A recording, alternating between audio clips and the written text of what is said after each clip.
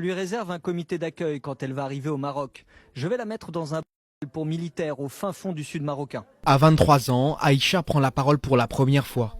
Elle est celle par qui le scandale Jacques Boutier a éclaté.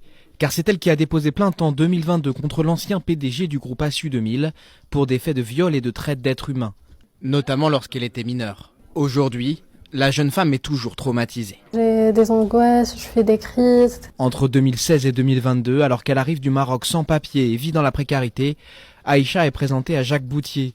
Elle est alors réduite, selon le sens de ses déclarations, à l'état d'objet sexuel, vivant recluse, sous l'emprise du multimillionnaire, âgé de plus de 70 ans. La première fois, elle m'a enfermée avec lui dans sa chambre et je pleurais et je criais. Il sortait avec des filles de 16 ans, 15 ans. Mais en mars 2022, elle décide de piéger Jacques Boutier en le filmant aux côtés d'une jeune fille de 14 ans, avant de se rendre au commissariat. Ce que j'ai fait a sauvé beaucoup de filles et des jeunes filles aussi.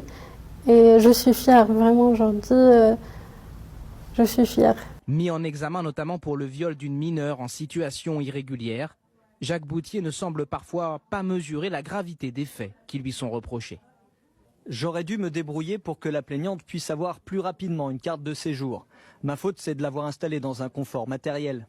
Questionné par la juge sur le rôle d'une femme à qui il aurait demandé de lui ramener des jeunes filles du Maroc, l'homme semble faire preuve de détachement. Je n'ai pas besoin qu'on m'en ramène. J'ai une entreprise au Maroc.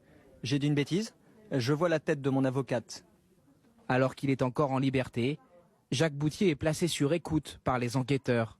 Elles sont accablantes. Il semble considérer les femmes comme de la marchandise. Je vais m'en faire livrer une ici, une petite ukrainienne. Les prix ont baissé. Dans une autre écoute, l'homme confie le sort qu'il imagine pour la plaignante.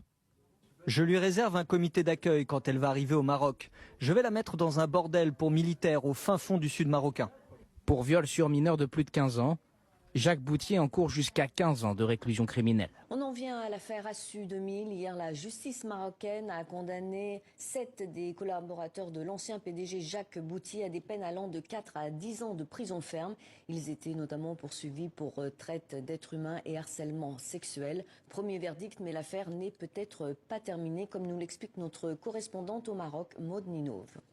Ce fut une nuit blanche à la cour d'appel de Tanger. Après 2 ans de procédure, le verdict est tombé. Tous les accusés ont été condamnés. L'accusée principale est une femme. Elle écope de 10 ans de prison. Son mari, 6 mois avec sursis. Les 6 autres accusés sont condamnés à 4 ans de prison pour les mêmes faits.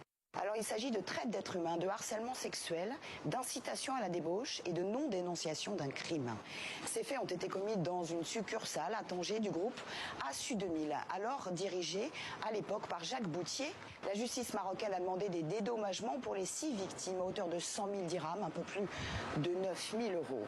Du côté de la partie civile, eh bien, ce n'est pas suffisant. On considère que ce verdict est loin de compenser les préjudices sociaux, moraux et économiques. Et le fait que la traite d'êtres humains ait été reconnue par la Cour et que c'est un crime. L'avocate principale nous a donc expliqué qu'elle souhaiterait interjeter cet appel. L'affaire n'est pas terminée.